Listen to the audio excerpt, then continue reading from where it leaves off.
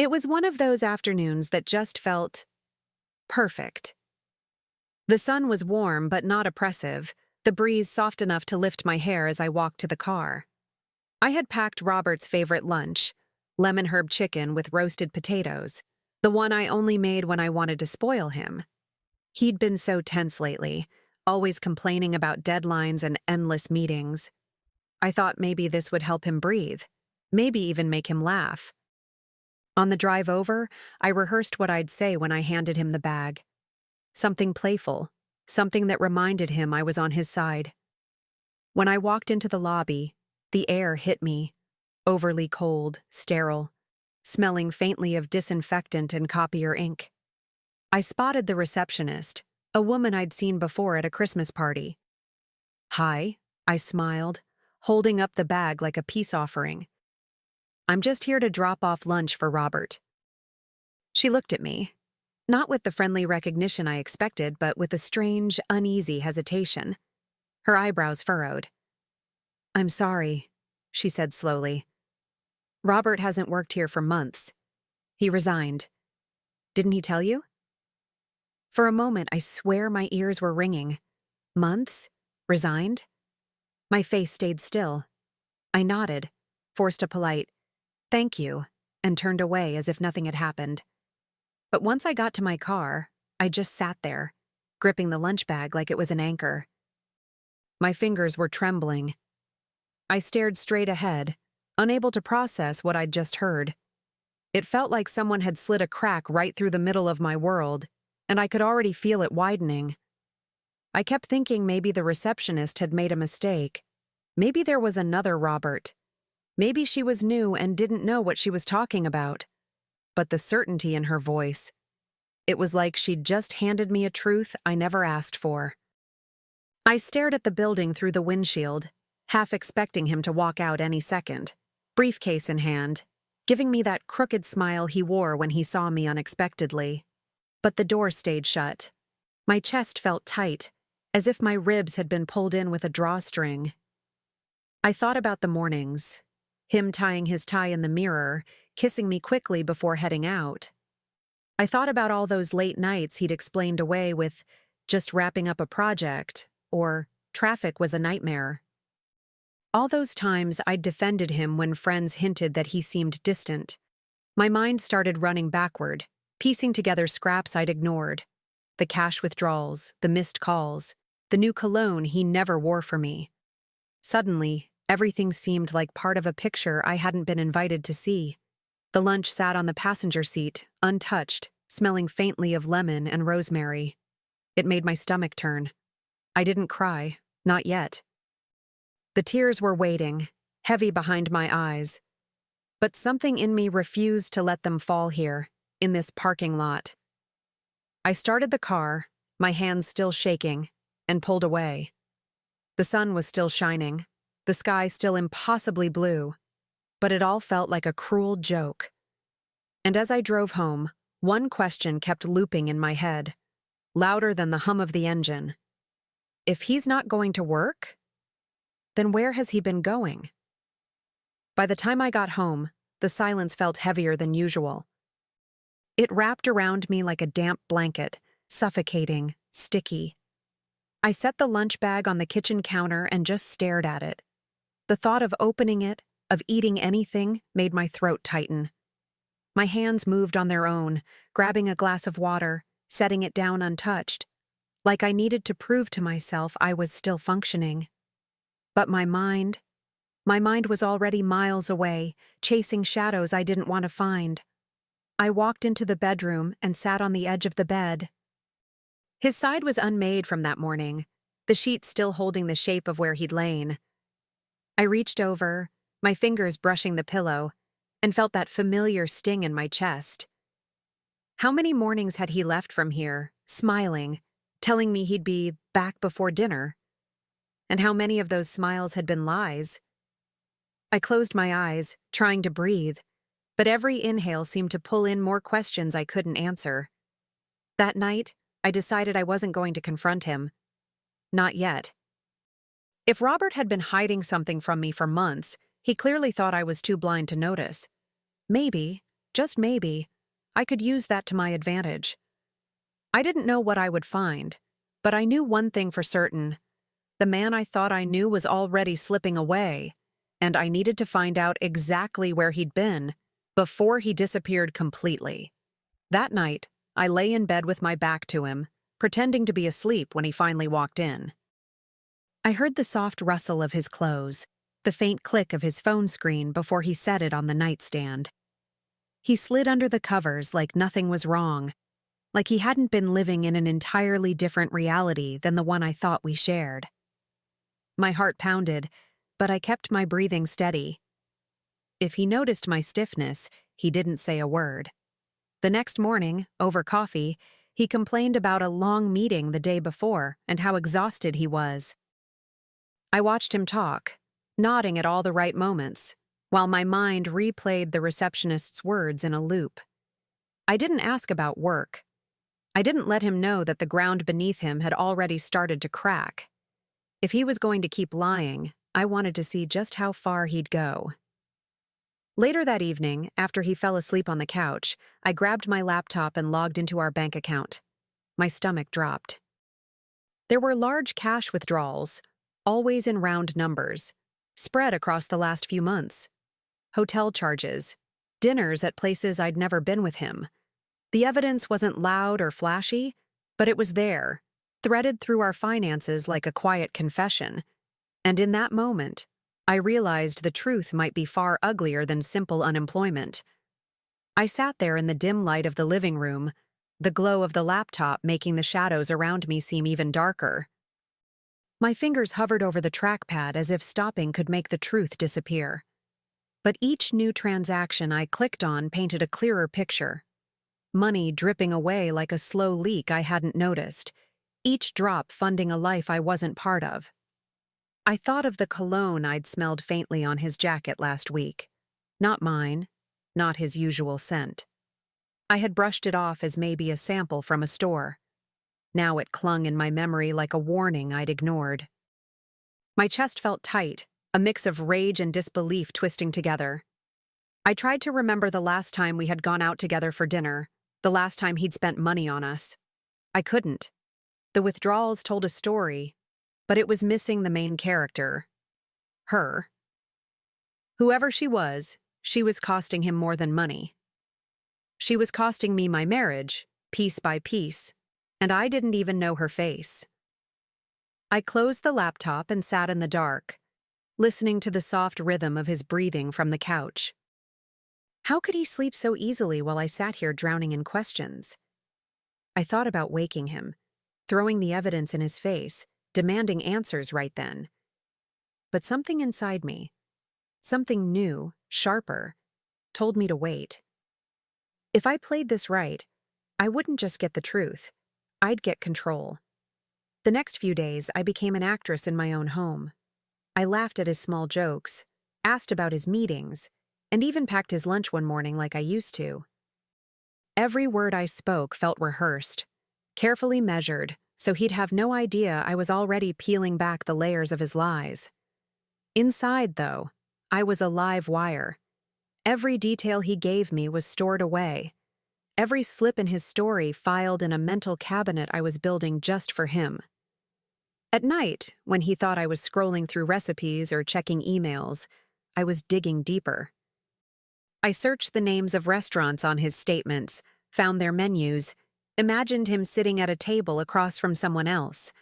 I pictured her laugh, her hand brushing his, the way he might look at her in the soft light.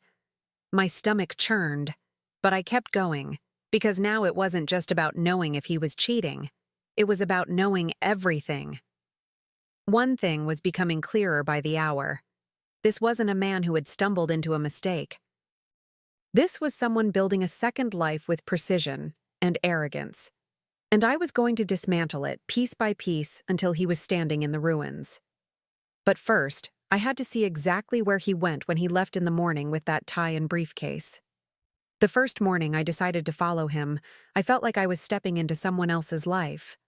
I waited until he left, tie perfectly knotted, travel mug in hand, giving me a quick kiss before walking out the door. I counted to 30 before grabbing my keys and sliding into my car. My heart was pounding, not from fear of being caught, but from the electric charge of knowing that finally, I was about to pull back the curtain on his performance. He didn't drive toward the office. He didn't even take the freeway. Instead, he wound his way through side streets until he stopped at a cafe I'd never been to. I parked a few spaces away, my sunglasses on, pretending to scroll through my phone while I watched him through the rearview mirror. He sat at a corner table with his laptop, sipping coffee, chatting casually with the barista. No rush, no stress, definitely no work. The next day, I followed again. This time, he left the cafe after an hour and drove to a small apartment complex on the other side of town. I didn't see him come back out. I sat there for 2 hours, gripping the steering wheel, watching other tenants come and go. My mind raced with possibilities, none of them innocent. The man who had told me every morning he was heading to the office was actually stepping into a life I'd never been invited into. By the third day, I knew this wasn't just a detour, it was a routine. The cafe, the apartment complex, sometimes a late lunch at a bistro that didn't even open until noon. He moved through his days with the ease of someone who believed no one was watching, but I was watching. And every mile I trailed him, every receipt I photographed from the cafe trash bin, every timestamp I noted, it all became part of a growing dossier. Still, I wanted more than my own eyes could give me. So I called a private investigator, someone discreet and seasoned, the kind who could blend in anywhere. When I handed him the initial details, license plate, addresses, dates, he gave me a look that was part pity, part professional focus. "We'll find out everything," he said. It was both comforting and devastating, because part of me already knew what he'd find. The PI didn't take long.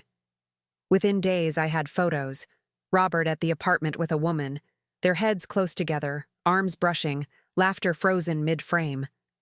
They looked comfortable, practiced. And then there were the receipts, dinners, weekend trips, even a pair of concert tickets. I stared at the evidence, my pulse steady, almost unnervingly calm. It wasn't a question anymore. It was a fact. He had built an entire life using our money, our time, our trust. And I was about to take it all back. I tucked the folder of evidence into the back of my closet, behind a stack of old blankets, where I knew he'd never look. Each time I opened it, I added something new. A time-stamped photo, a bank statement, a printout of text messages the PI had intercepted. It felt like I was quietly building a weapon, one I'd use when the moment was right. This wasn't just about catching him. It was about making sure he couldn't walk away without losing everything he thought he controlled. Before I confronted him, I needed to make sure I wasn't the one left with the wreckage. So I booked an appointment with a lawyer, a woman recommended by a friend who had walked away from her own cheating husband with more than just her dignity. We talked through the finances, the joint accounts, the house, the retirement fund. By the time I left her office, the legal paperwork was in motion to secure everything that was rightfully mine. Driving home, I felt an odd sense of peace, the kind that comes when you know the ending of the story before the final chapter even begins. Robert had no idea his quiet mornings at the cafe, his afternoons in that apartment, were numbered. And when his curtain finally fell, he wouldn't just lose me. He'd lose the life he thought he'd stolen right out from under me. When I called Robert to invite him to dinner, my voice was warm, light, like I was the same wife he thought he'd been fooling. "I've got something to celebrate," I told him. "Book off the evening. I want it to be just us, and a few people you'll be happy to see." He agreed without hesitation, probably imagining some romantic gesture to remind him how lucky he was. He had no idea I was planning the final act.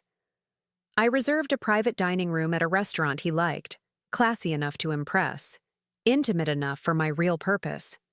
Then I called a few people, his sister, his closest friend, and 2 colleagues he still respected, the ones whose opinions he valued. I wanted an audience. Not for me. For the truth. Because Robert cared deeply about how he looked in front of them, and I was about to shatter that image in one perfect blow. When the night came, I wore a dress he'd always complimented, my hair done just the way he liked. I greeted everyone with warmth, laughter, making sure Robert was relaxed, basking in the glow of being at the center of attention. We ordered wine, shared appetizers, and he leaned in toward me more than once, as if this night was ours. And then, right when the table was warm with conversation, I leaned back in my chair and said, "Robert, why don't you tell everyone what you've been doing these past few months since quitting your job?" The table went quiet, just like I knew it would. Robert blinked at me, caught between confusion and the beginning of panic. "What are you talking about?" he asked, his voice tight. I didn't answer right away.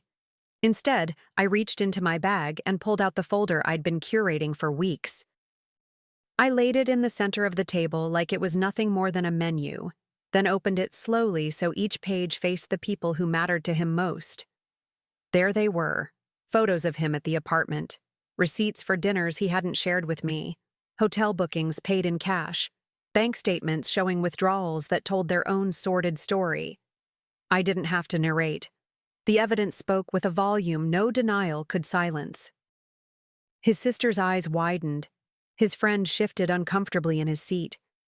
Robert reached for the papers, muttering something about misunderstandings and out of context, but his voice cracked under the weight of what everyone could see. I sat back, calm, watching the color drain from his face. "You didn't lose your job," I said evenly. "You gave it up. You gave us up, and you thought I'd never find out." The room felt colder, sharper. Every eye at the table was on him, but the only gaze he couldn't meet was mine. And that was exactly how I wanted it. He opened his mouth again, but I cut him off with the final line I'd been saving for weeks.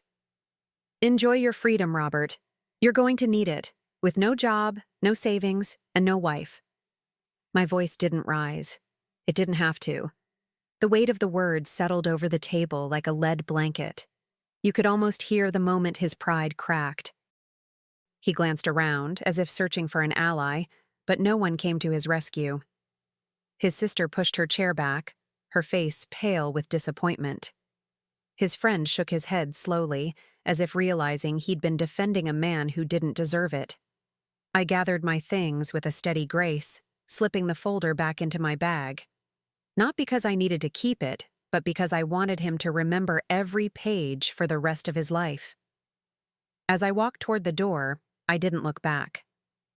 The sound of muted voices and the faint clink of glasses followed me out into the hallway, but the only thing I could hear was my own heartbeat, steady, certain.